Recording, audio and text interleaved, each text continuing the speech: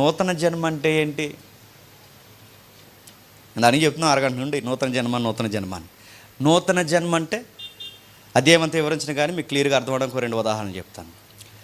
మనం జన్మించాం, అమ్మ నాన్న కలయిక వలన చెప్పండి జన్మించాం.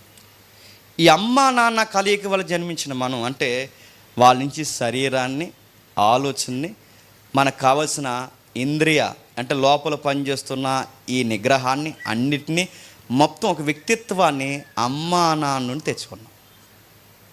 పాయింట్ ఏంటంటే, ఈ మాట అంటున్నందుకు ఇబ్బంది పడకండి. ఈ భూమి మీద ఉన్న అమ్మా నాన్నే కాదు, నువ్వు అందరినీ బైబిల్ ఏమందంటే పాపులం అంది. ఏమంది? పాపులు. ఇప్పుడు ఒక పాపులు బాగా వినండి, 2 పాపుల కలయిక వలన ఒక మనిషి పుడితే ఆడేమవుతాడు చెప్పాలి? పాపే అవుతాడు. ఆడు పుణ్యాత్ముడు ఏమైనా అవ్వవు. ఇప్పుడు మళ్ళీ చెప్తున్నాను, దేవుని దృష్టిలో అందరం ఎవరమండి? పాపులు. ఇప్పుడు మీరు అనుకోవచ్చు, ఎలా పాపులం అయిపోతాం అని. చూద్దాం ఒకసారి, జస్ట్ చూడండి. చాలామంది ఏమంటారంటే, మేము ఎందుకు పాపులం అవుతాం, మేము సేవను కూడా సంపం, మేము పాపులు అని అనకండి, మాకు అసలు నచ్చలేదు ఆ వర్డ్ అన్నారు. పాపులు అంటే సేవలు చంపారా, దోమలు చంపారా, ఎదుటోళ్ళు తిట్టారా, కొట్టారా, సైలెంట్గా ఉన్నారా, ఇవి కాదు. పాపి అంటే చూడండి ఒకసారి, రోమిలికి రాసిన పత్రిక 3వ అధ్యాయం. రోమిలికి రాసిన పత్రిక 3వ అధ్యాయం ముగించుకుందాం. రోమిలికి రాసిన పత్రిక 3వ అధ్యాయం. నూతన జన్మ అంటే ఏంటో చూస్తున్నాము. రోమిలికి రాసిన పత్రిక 3వ అధ్యాయం 23వ వచనం. ఏ భేదమును లేదు, అందరూ పాపము చేసి దేవుడు అనుగ్రహించు మహిమను పొందలేకపోవచ్చున్నారు. మూలంలో ఏముంటుందంటే, చాలాసార్లు మీకు చెప్పాను, మూలంలో ఏముంటుందంటే మిస్సింగ్ ద మార్క్ అని ఉంటుంది.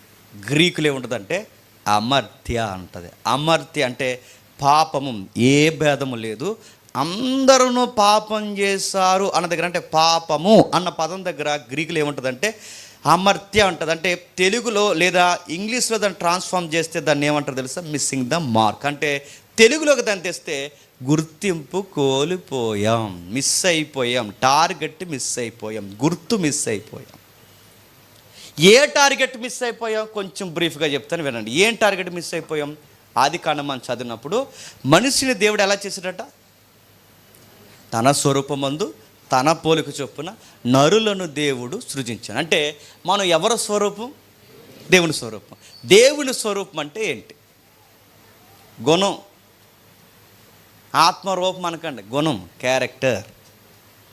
గుణం, ఆత్మనకు పదంతో ఆపేకండి. గుణం అంటే వ్యక్తిత్వం. ఎవరి వ్యక్తిత్వంలో చేయబడ్డాం మనం? దేవుని స్వరూపంలో గుణగణాలతో చేయబడ్డాం.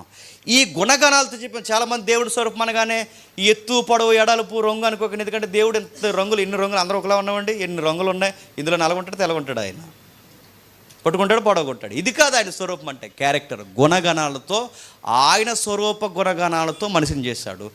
ఆ గుణగణాలతో చేయబడిన తర్వాత ఆదామవ్వలు ఏం చేశారు? ఆ గుణగణాలని చెరిపేసుకున్నారు. నా మాట అర్థమవుతుందా? చెరిపేశారు అంటే దేవుని ఆజ్ఞతో వారు మిళితమై బతకాల్సింది పోయి చెరిపేసుకున్నారు. ఎప్పుడైతే గుణగణాలు చెరిపేసుకుంటే దేవుని యొక్క క్యారెక్టర్ని చెరిపేసుకున్నారో వాళ్ళు, వారు తర్వాత నుంచి ఎలా డిక్లేర్ చేయబడ్డారు? పాపులు. ఇప్పుడు అడుగుతున్నాను, ఇది పాపం అని ఎలా డిక్లేర్ చేస్తామండి? ఒక కొలత ఉండాలిగా. ఈడు పొట్టుగా ఉన్నాడు, ఈవిడ పొట్టుగా ఉన్నాడు అని అనాలంటే, ఆడు పొట్టోడని తెలియాలంటే ఎప్పటికీ సింగిల్గా ఉంటే పొట్టోడని తెలియదు.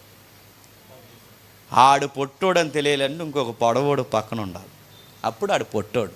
ఇది అర్థమైందిగా?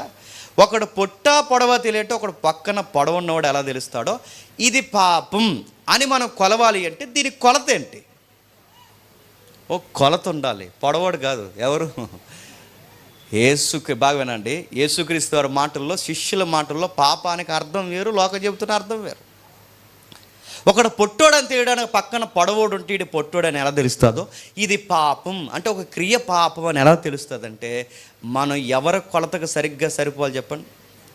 దేవుని స్వరూపంలో చేయబడ్డాం కనుక ఎగ్జాక్ట్ అదే ఇమేజ్ మనలో లేకపోతే మనం ఏం చేసినా ఏమవుతుంది చెప్పండి?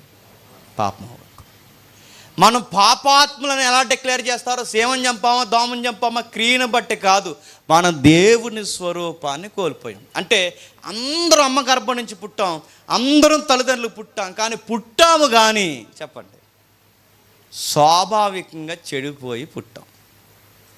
అదేంటి చిన్నపిల్లల కూడా ఆ లక్షణాలు ఉంటాయి, ఏంటండి చిన్నపిల్లకంటే ఎందుకుండో కథ వయసుకు ముద్దుగా ఉంటాయి, ఎదిగిన తర్వాత దరిద్రంగా ఉంటాయి.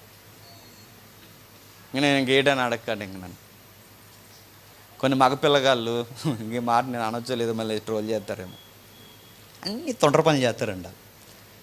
చూసారు ఎదవా అని నవ్వుకుంటామ్మా. రకరకాల పనులు చేస్తుంటాడు, రకరకాలుగా డ్రాయర్ వేసుకురంటే వేసుకోడాడు. ఒకడు అంటున్నాడు నేను మొగోన్నే అన్నాడు, ఆడు డ్రాయర్ వేసుకురంటే నేను మొగోన్నే అంటున్నాడు. చూసారాడు ఆ తెలంగాణ యాసలో. ఆడికి అడుగుతున్నా ఆ ఏజ్ గడికి తెలుసా, కానీ ఆడి పనులు చూసారు ఎలా ఉన్నాయో. ఆడి పనులు ఖచ్చితంగా దుర్భరమైన పనులు. ఆ వయసుకి మనం నవ్వుకుంటున్నాం, కానీ అదే మనిషి 25 ఏళ్ళు 30 ఏళ్ళు కుర్రోడయ్యాక మరి బట్టలు వేసుకోవేటంటే నేను మగవాడిని అంటే ఏమంటాం. ఇప్పుడు నవ్వాం, ఆడి పెద్ద అయ్యాక చెప్పండి తిడతా. అంటే నేచర్ ఇతరం దగ్గర నుంచి ఉంది. నా మాట అర్థమవుతుందో లేదంటే స్వభావం చిన్నప్పటి నుంచి ఉంది, కాకపోతే అది పెద్ద అయ్యాక బాగా ఎలిబరేట్ అవుతుంది. అలా ఎలా వచ్చిందంటే పతనమైన అమ్మా నాన్నకి పుట్టాం కనుక చెప్పండి పతనమైన స్వభావంతోనే పుట్టాం. ఎవరు అందరు అమ్మా నాన్న ఎవరు చెప్పండి? ఆదామవులు వాళ్ళ స్వరూపాన్ని కోల్పోయారుగా. మనం అందరం ఏ భేదం లేదు, ఆదాము సంబంధమే కాదు, ఏ భేదం లేదు, అందరం ఏం చేశాం చెప్పండి అదే నేచర్తో పనులు చేస్తున్నాం. ఇప్పుడు ఈ నేచర్ పోవాలి అంటే, ఈ స్వభావం పోయి మళ్ళీ ఆ పాత స్వరూపం మనకు రావాలి అంటే ఏం జరగాలి? మళ్ళీ పుట్టాలి. మళ్ళీ పుట్టాలంటే ఎలా పుడతాం? నికోదేము అడిగేసాడు మన ప్రశ్న, ఎలా పుడతాం? మళ్ళీ అమ్మ గర్భంలో ప్రవేశించి పుట్టగలమా? అసాధ్యం కాదు సైంటిఫిక్గా. ఎలా పుడతామని నికోదేము అడిగితే నికోదేముకి ప్రభువు అన్నాడు, ఆ పుట్టుక కోసం కాదు నేను చెప్తున్నది, శారీరకంగా పుట్టేది శరీరము చెప్పండి, ఆత్మ మూలంగా పుట్టేది ఆత్మ. అంటే నీ స్వరూపం మళ్ళీ పుట్టాలంటే, నీ ఆత్మ మళ్ళీ నూతనంగా పుట్టాలి అంటే ఆత్మ వలన పుట్టాలి. ఏ ఆత్మ వలన పుట్టాలి చెప్పండి? పరిశుద్ధాత్ముడి వలన పుట్టాలి. ఇప్పుడు చెప్పండి అందరం అమ్మా నాన్నకి పుట్టాం, కానీ ఏ పుట్టుక లేదు చెప్పండి. చాలామందికి పాటలు పాడతాం చెప్పండి, వాక్యాలు చదువుతాం, ప్రసంగాలు చెబుతాం, చర్చి మానకుండా వస్తాం, చర్చిలో పనులు చేస్తాం, అన్నీ చేస్తాం, అన్నీ జరిగిస్తాం, బైబిల్ టీచర్లుగా కూడా ఉంటాం, కానీ చాలామందికి లేనిదేంటి తెలుసా? ఆత్మలో జన్మ. అంటే పరిశుద్ధాత్ముడిని జన్మ ఉండదు వాళ్ళకి. చాలామందికి పరిశుద్ధాత్ముడిలో జన్మిస్తే ఏం జరుగుద్ది? ఒక నూతన స్వభావం వస్తుంది. ఇప్పుడు మనం అందరం పుట్టంలో తెలియాలిగా మనకు. మరి లేదంటే నేను పెళ్ళికి బాప్టైజం తీసుకున్నానంటే పుట్టవు, పెళ్ళికి పుట్టావు అంతే, నువ్వు మళ్ళీ పెళ్ళికి పుట్టావు. అది ఉద్యోగం వస్తే నేను మళ్ళీ బాప్టైజం తీసుకున్నానంటే ఉద్యోగం వస్తుంది బాప్టైజం, ఉద్యోగానికి పుట్టావు, నువ్వు ఉద్యోగం చేయడానికి గుర్తెట్టుకున్నావు. ఇలా బాప్టైజం పొందితే పరిశుద్ధాత్ముడు రాడు. మరలా బాప్టిజం వలన మాత్రమే పరిశుద్ధాత్ముడు రాడు. ఇది వేరే డాక్టర్ని ఇప్పుడు నేను అది ఎత్తట్లేదు. పరిశుద్ధాత్ముడి వలన నేను పుట్టానని ఎలా తెలుస్తుంది అంటే, ఒకటే ఉదాహరణ, ఒకప్పుడు అదో రకంగా ఉండేవాడు వేరు, ఇప్పుడు చాలా మారిపోయావు. నీ చుట్టూ ఉన్న వాళ్ళు చెబుతారు అప్పుడు మనిషి కాదురా అంటారు. మరి అప్పుడు మనిషి ఏమయ్యాడు చెప్పండి? చచ్చిపోయాడు. మరి ఇప్పుడు ఎలా ఉన్నాడు? ఆడు నూతనమైన వ్యక్తిగా ఉన్నాడు. ఎలా? ఒకప్పుడు కుర్రోళ్ళు కనుక చెప్తున్నాను, తప్పుడు దృశ్యాలు చూడడం అంటే మనకి ఇష్టం, ఓపెన్గానే ఒప్పుకుంటున్నాం. తప్పుడు దృశ్యాలు చూడడం అంటే ఇష్టం మనకి. మొబైల్స్లో కానీ వాల్పోస్ట్లో కానీ తప్పుడు దృశ్యాలు చూడడం అంటే ఇష్టం. కానీ పరిశుద్ధాత్మలో జన్మించినోడు ఎలా ఉంటాడంటే, తప్పుడు దృశ్యాలు వాడికి కనబడుతుంటే వాడు మనసు ఒప్పుకోదు, లోపల పొడుస్తూ ఉంటుంది, చూడకు చూడకు చూడకు. పరిశుద్ధాత్మలో జన్మించినాడు వాడు చూడలేడు. వాడికి నెట్ ఆన్ చేసి వాడి కళ్ళ ముందు అలా తప్పుడు దృశ్యాలు పెట్టిన వాడు చూడదు. బ్రదర్ వద్దు బ్రదర్, ఆపేయండి ప్లీజ్, ఆపేయండి. పరిశుద్ధాత్ముడి జన్మ లేకపోతే ఎక్కడ నీకు నిశ్శబ్ద ప్రాంతం దొరుకుతుందా అని పోతావు. అంటే నువ్వు ఇంకా జన్మించకపోతే అలాగే ఉంటావు. నువ్వు జన్మిస్తే ఇవి నీకు అప్పుడున్న ఇష్టాలు చెప్పండి ఇప్పుడు ఉండవు. ఒకప్పుడు నువ్వు పచ్చి మాటలు మాట్లాడతావు, గొడవ అయిందంటే నీ నోటంట వజ్రాలే వజ్రాలు వస్తాయి. ఇప్పుడు రావట్లేదు. ఎంత కోపం వచ్చినా నీ పని అంటాం కానీ ఏమనలేము. ఏమనలే, కోపం వస్తుంది, రకరకాలుగా మాటలు అనలేకపోతున్నావు. ఎందుకు రావట్లేదు? ఇంత పచ్చి బూతులు మాట్లాడేవాడు ఎందుకు మాట్లాడలేకపోతున్నావు? మారిపోయాడు, మళ్ళీ పుట్టాడు.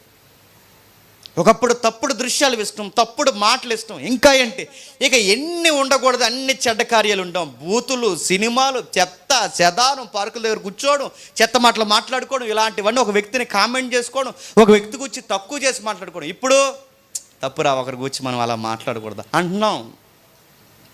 మనసు లేనప్పుడు అలా మాట్లాడుకోకూడదని మాట్లాడుతున్నాం. ఇలాంటి లక్షణాలన్నీ ఎలా వస్తాయి, ఎప్పుడు వస్తాయి చెప్పండి? పరిశుద్ధాత్మలో పుడితే వస్తాయి. మాటలు అర్థమవుతున్నాయి? అంటే ఒకప్పుడున్న స్వభావం ఉండదు, ఒకప్పుడున్న విధానం ఉండదు, ఒకప్పుడున్న ఇష్టాలు ఇప్పుడు ఉండవు. నువ్వు మళ్ళీ ఏమవుతావు చెప్పు? పుట్టావన్నమాట. నికోదేముకి